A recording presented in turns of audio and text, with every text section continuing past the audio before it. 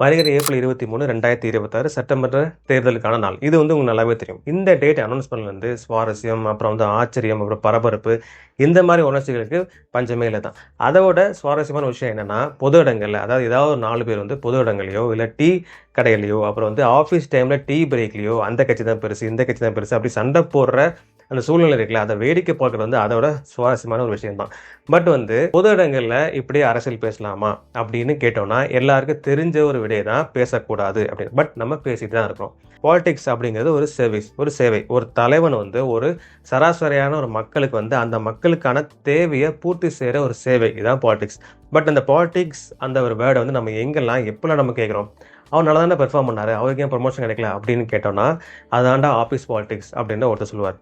இவ்வளோ நாள் இந்த பிஸ்னஸ் நல்லா தான் இருந்துச்சு, இப்பயே 3 டவுன் ஆச்சு அப்படின்னு நம்ம கேட்டோம்னா, அதாண்டா ஒரு பிஸ்னஸ் மேனோட பிஸ்னஸ் பாலிடிக்ஸ் அப்படின்னு சொல்லுவாங்க.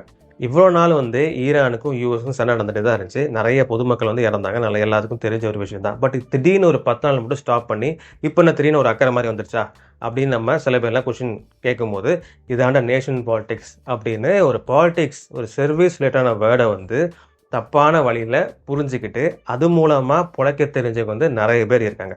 அப்படிப்பட்ட கூட்டத்துக்கு நடுவில் இருக்கவங்க என்ன பண்ணுவாங்கன்னா, அந்த கட்சி தான் பெருசு, இந்த கட்சி தான் பெருசு அப்படின்னு சொல்லிட்டு கத்திட்டே தான் இருப்பாங்க.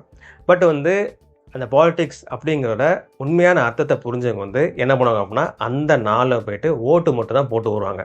பாலிடிக்ஸ் அப்படிங்கிறது எனக்கு தெரிஞ்ச அது சர்வீஸ் அப்படிங்கிறது நல்லாவே புரிஞ்ச ஒரு விஷயம் தான். அப்படின்னு ஆளாக நீங்கள் இருந்துமே பொது இடங்களில் நீங்கள் சொல்ல வேண்டிய கருத்து என்றைக்குமே மதிப்பு இருக்காதான்.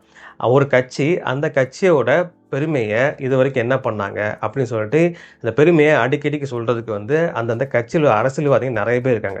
ஒரு பொதுமக்கள் ஒரு பொது இடத்துல கருத்து தெரிவிக்கும் போது அந்த கருத்துக்கு மதிப்பே இருக்காது.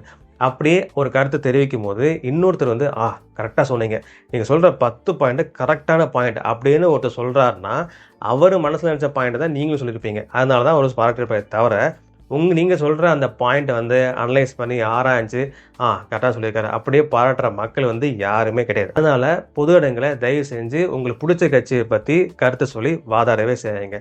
அதுக்கு என்றைக்குமே மதிப்பே கிடையாது. இப்போ சொல்லுங்கள், பாலிடிக்ஸ் அப்படிங்கிறது சேவையா இல்லை வேறு ஏதோ உங்கள் மைண்டில் ஓடுதா?